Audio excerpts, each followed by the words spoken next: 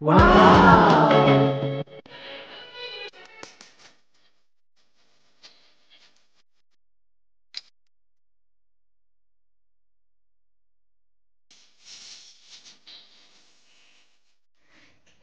বন্ধুরা, চলে এলাম আর একটা নতুন রেসিপি নিয়ে। সামনেই তো দুর্গাপুজো, তাই ভাবলাম আজকে দেখাই রেস্টুরেন্ট স্টাইল চিকেন চাপ। তার জন্য দেখুন আমি নিয়ে নিয়েছি চিকেন, যেগুলোকে হালকা কাট করা রয়েছে, দুটো বড় বড় পেঁয়াজ যেটা টুকরো করা রইল, আর ছাতু 1.5 চামচ, 1 কাপ মতো দই যেটা আমি ঘরে পাতা দই ইউজ করছি, 2 চামচ চারমগজ যেটা গরম জলে ভেজানো রয়েছে, 2 চামচ কাজু, 2 চামচ পোস্ত, 1 চামচ বিরিয়ানি মশলা, তার জন্য আমি ইউজ করেছি কুকমি হান্ডি বিরিয়ানি মশলা, 5টা মতো কাঁচা লঙ্কা, 5 টুকরো আদা আর 12টা রসুন। চলুন একটা পেস্ট বানিয়ে নিই।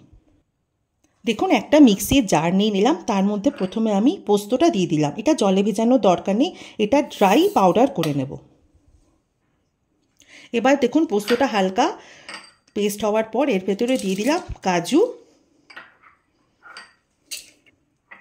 এই চারমগজটা দিয়ে দিলাম। দেখুন একটা পেস্ট হয়ে গেছে, এর মধ্যে এবার দিয়ে দেবো পেঁয়াজ কুচি, 1 কাপ দই, আদা কুচি দিয়ে দিলাম, আর 12টা মতো রসুন, আর 5টা লঙ্কা। ঝালটা অবশ্য আপনারা আপনাদের আন্দাজ মতো দিতে পারেন। দিয়ে চলুন এটার একটা পেস্ট বানিয়ে নিই।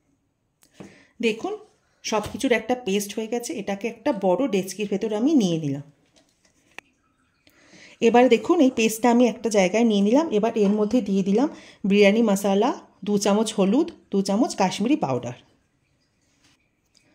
আর দিয়ে দেবো ছাতুটা দিয়ে দিলাম। দেখুন দিলাম 2 চামচ রোজ ওয়াটার, 2 চামচ কেওড়া ওয়াটার, এগুলো আমি কলকাতা থেকেই নিয়ে আসি,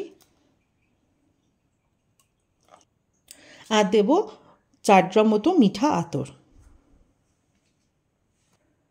আন্দাজ করে কিছুটা নুন দিয়ে দিলাম, দিয়ে ভালো করে এটা মাখিয়ে নেব।